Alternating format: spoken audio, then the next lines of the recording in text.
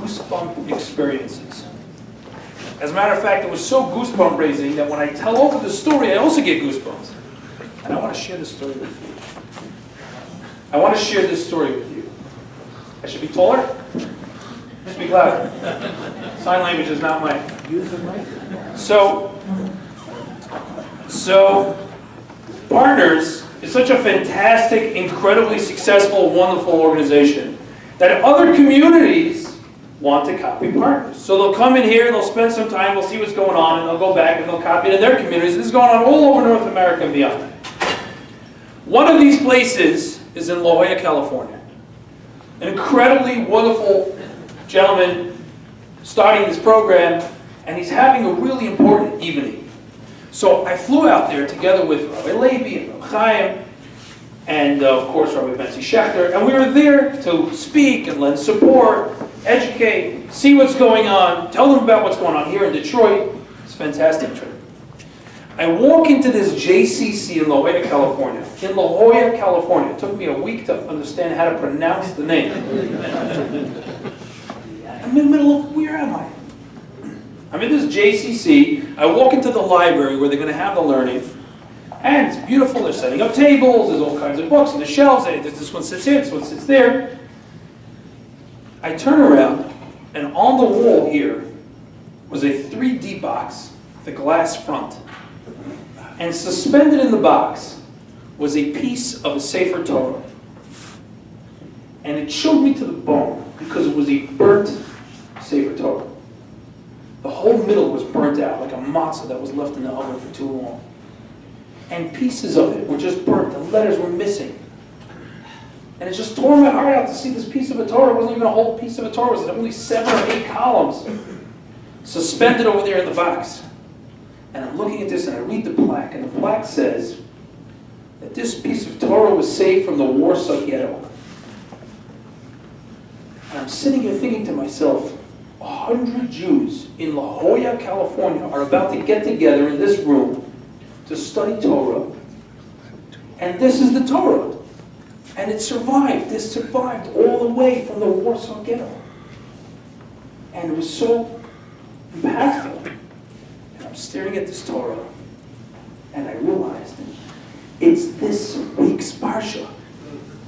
It was Parshat Tazria Mitzorah, and this 7-column piece of Torah that survived all the way from the Warsaw Ghetto till tonight, this huge evening of Torah learning in the middle of La Jolla, California, was the same week's Parsha. It hit me so hard. No matter what we've been through, no matter what the Torah went through, no matter what's going on, it's the same Torah. And it's applicable to us every single day. And with that in mind, I want to look at a lesson that I took from this week's Parsha. This week's Parsha, we're talking about the dedication of the temple. It's done. Moshe finished it. And then every leader brought a carbon. Every leader brought a gift. So the first one, right, Naso and Aminadav, he brings a silver bowl and a gold label and a goat and a sheep and a ram. Right? Now there's something very interesting about these gifts. There were 12 leaders. So in reality, the longest you could have gone in a row bringing these gifts was 6 days. Because a personal offering does not push off Shabbos.